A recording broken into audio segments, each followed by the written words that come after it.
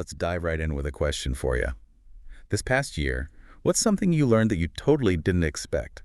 Something that really changed how you look at things? Gooding. For me, I realized I actually love spreadsheets. What? Seriously. Organizing stuff, making charts, colors, it's kind of fun. Like, planning my garden was so much easier, but it also made me think about problem solving differently. Sometimes the answer is right there. Yeah, those unexpected lessons sneak up on us. Your spreadsheet thing shows how important reflection is. We're always so busy we forget to think about what we're learning. Reflection can be kind of vague though, right? Like, how do we actually do it well? It's not just daydreaming about the past, is it? No, it's not just reminiscing, it's more like putting a puzzle together. You take those random bits of experience and see the big picture. There are ways to make it work better. Journaling, for one. Writing things down helps you remember those thoughts and feelings that disappear otherwise. So putting pen to paper or fingers to keyboard really makes a difference. What else helps? Absolutely. Try time boxing. Pick a time, like 30 minutes, just for reflection. No distractions, just you and your thoughts. Might feel weird at first, but you get some great insights. Okay, we're reflecting, we're using tools. What should we be reflecting on, especially with all the crazy stuff this year? This deep dive is about using what we've learned, so let's focus on those big moments. What went well, what was tough, what surprised you. Think about those experiences and what you got from them. We focus on achievements, but sometimes messing up teaches us the most. Right. Celebrating the good stuff is fun, but maybe those stumbles are the best lessons. Speaking of good stuff, should we celebrate that too? Of course. It's easy to forget to enjoy the good stuff. Thinking about those wins, even small ones, helps us appreciate how far we've come. So we're looking at the highs and lows, finding wisdom in both. What's next? How do we UEZ all this reflection? Here's where it gets interesting. Celebrating is great, but this year probably had some tough stuff too. Those hard times, they often have the biggest lessons. Sometimes it's about the skills we learned. Sometimes it's about realizing we're tougher than we thought. It's tempting to just forget those tough times, but our sources say to be open about them. It's not about being negative. It's about seeing them as part of growing. Exactly. There's this idea in psychology, post-traumatic growth. We can find meaning and growth in the tough stuff, not pretending it didn't happen, but finding the strength we built by going through it. That's powerful. Like those experiences, even the bad ones, shape who we are. But some people might think, do I really need to relive all that? What would you say to them? Good point. Reflection isn't about dwelling. It's about understanding. Think of it like investigating what happened to you. What happened? How did you react? What did you learn? Then you can move on without all the baggage. So not erasing the past, but choosing what we carry forward. It's interesting. Our sources talk about collective reflection too. What's that about? That's important. Remember those unexpected lessons you shared. Imagine if we all thought about our experiences and shared them. We'd all learn and grow so much more together. That's amazing. It's like we're all connected, and by sharing, we strengthen those connections and help each other. Exactly. Learning together is powerful. Okay, so we've reflected on good, bad, lessons learned, and even sharing it all. What's next in this journey? We've made space by reflecting on the past, so now it's time to think about the future. What do we want to create? Let's set intentions for the year ahead. This sounds like New Year's resolutions, but you're going to approach it differently, right? You bet. We'll explore the difference between intentions and resolutions. It changes everything when it comes to actually making changes. Intentions, huh? That's interesting. But how do we avoid the same trap as resolutions where we lose motivation? Great question. We'll get into that as we explore intentions. For now, let's think about what we've talked about. What are some key takeaways for you? What feels relevant to your journey? What stands out to me is that reflection is active. It's not passive. And those tools, journaling, time boxing, they help us really reflect. That's great. You're already connecting the dots. That's what this deep dive is all about, taking what we learn and using it in our lives. And we've got lots more to talk about as we figure out how to use the past to shape the future. Welcome back. You might be thinking, okay, resolutions time, but we're diving into something a bit different. Intentions. Okay, I'm curious. What's the difference between an intention and a resolution? They seem kind of similar. It's about the energy behind them. Resolutions are super specific, outcome focused, like run a marathon or organize my whole closet, but that sets us up for pass or fail, which can be a bummer. So resolutions are the what, and intentions are more like the why. Got it. Intentions aren't about checking things off a list. They're about a mindset. The change you want to make inside, that then affects your actions. Okay, I see how that shift could be good. But I like concrete steps. How do I go from a vague intention to something I can actually do? Think of intentions like guiding principles. Ask yourself, what do I want to be this year? More present, more joyful, or maybe facing challenges in a positive way. Makes sense. So instead of write a book, my intention could be make time to be creative. That feels less scary. Exactly. And that helps you stay motivated. Also, connect your intentions to your values. What's important to you? How can your intentions help you live by those values? Like a compass that guides my choices all year. Mm-hmm. But, I've given up on so many resolutions.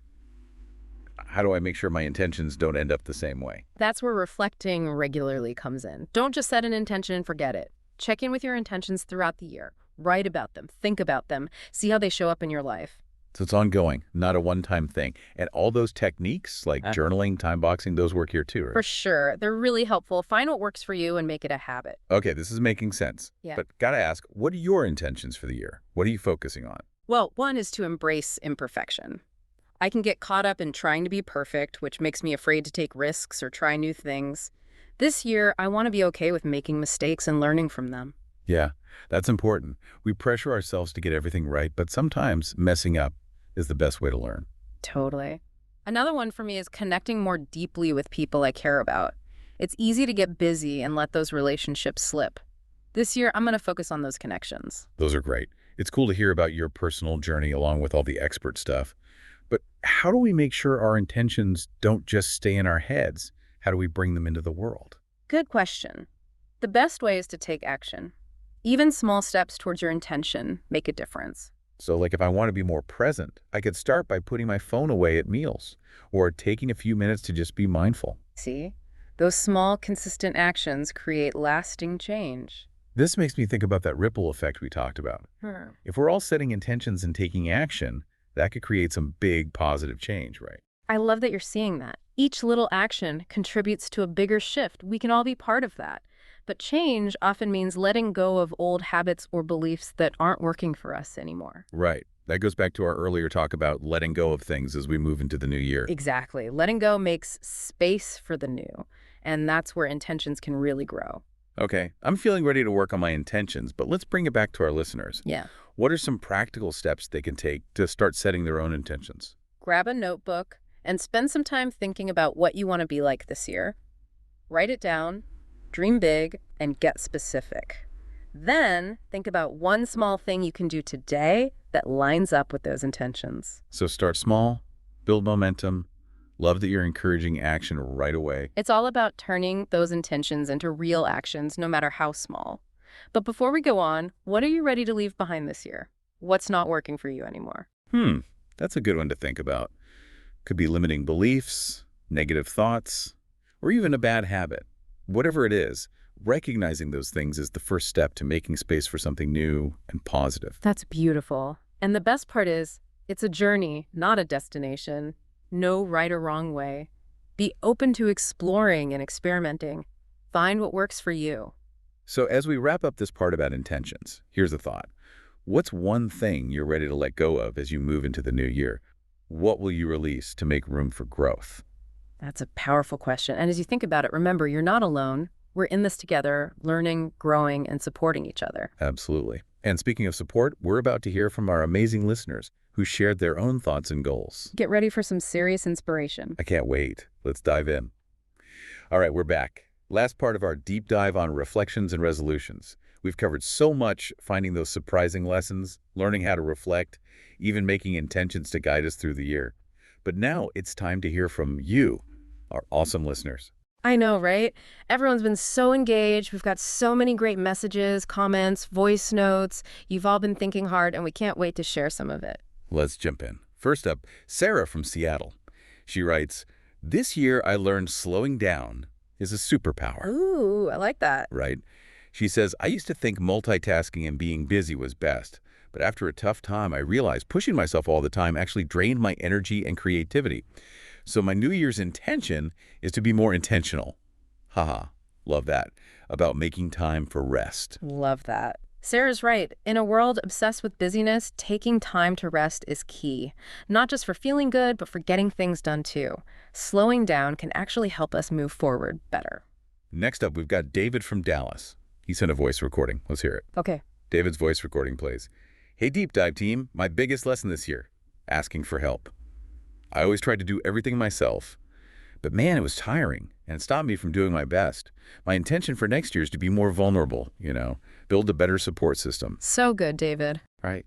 We think we got to do it all alone, but asking for help isn't weak. It shows strength. And having people to support you, that makes such a difference when things are tough, or even just in everyday life. Totally agree. We need each other.